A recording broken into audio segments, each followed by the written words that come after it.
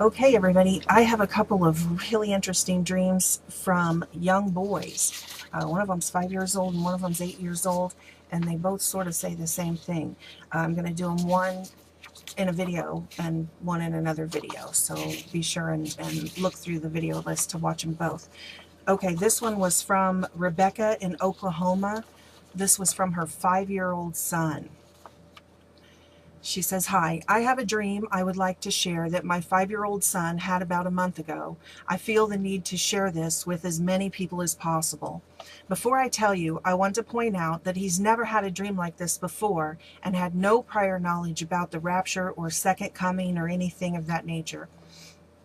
Furthermore, he has Asperger's syndrome, otherwise known as autism spectrum disorder. He woke up one morning and immediately began telling me about a quote-unquote scary dream he had. When he started telling me about his dream, he was a little scared, but that soon changed to excitement. He was so excited when he told me.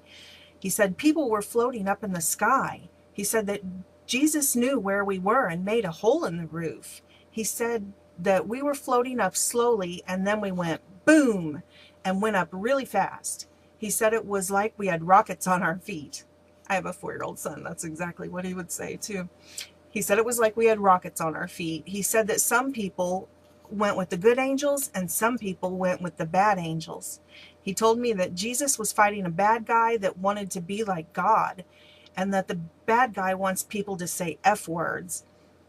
He said that Jesus defeated the bad guy and locked him in a cage with gray bars. He put a gold lock on it, and he didn't remember seeing a keyhole on the lock. That's a strange detail that he remembers so much detail. He said that we went to heaven and he saw a bright light. He said there was no need for light as there were real fire candles and glowstones. That reminds me of the 7 candlesticks that it says is before the throne of God, the 7 spirits of God. He said that Jesus made us strong and sick-proof. Then he told me that Jesus knows what we like to eat and that there are no cars in heaven. He said that Jesus read the Bible to all of us and baptized us all at the same time.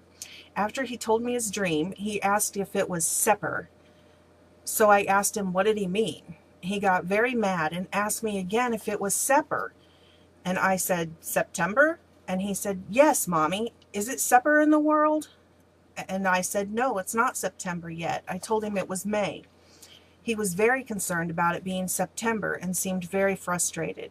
He has since not had another dream since. And she goes on to ask about, will the rapture happen in September? I know that's all the rage on the internet right now.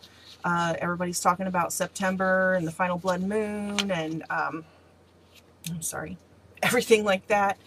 I don't know. God hasn't told me anything about that date specifically. In my rapture vision, it was still green grass and there weren't orange leaves on the trees or anything. But then in September here, it's not yet. It's not until October, closer to Halloween time that we start to see the fall leaves. So, I don't know. I'm certainly not setting any dates. I don't know. I don't want anybody to be pushed away from the faith, with like the whole 2012 thing or Y2K thing. I know this is picking up a lot of speed on the internet, this September thing. But this is really interesting because this is a 5-year-old that doesn't even know the months of the year yet. And he was told September in his rapture vision, which ties in again to the vision I have coming up from the 8-year-old. So be sure and watch that. And I love all you guys, and God bless you.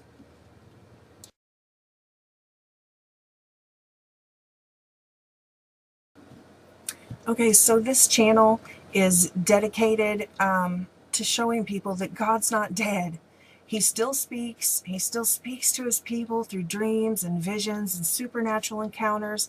People have everything from being caught up to heaven, out-of-body experiences, angels appearing in their rooms, angels saving them from accidents and intervening in their lives, people being miraculously healed. Lots and lots of prophetic glimpses. You don't need to go to a psychic. You don't need to, read some astrology chart. You can have a personal relationship with a living God. You can see these. You don't have to go ghost hunting. You can have a spiritual experience with the living God and be involved daily with real spirits, Holy Spirit, the Holy Spirit, angels, and the Lord. And we encourage everybody to do that. And if you've had these types of experiences, all these supernatural experiences, angels and out-of-body experiences, dreams, visions, prophetic events in your life, interventions from the Lord that will help edify humanity, to help wake them up to the fact that God is alive and He is still working in the world until the very last day. So if you have those, please share them with me at the email address below in the description box, and I will post them as many as I have time to. And if you need a Bible, please, you need to get this book. I know it's been banned from the public education system, and a lot of people have never ever read it. Even a lot of Christians have it laying in their home covered in dust, but they've never opened it and read it. You need to read it. You need to read it, and you need to find out the truth, and you need to get ready, because Jesus Christ is coming back soon.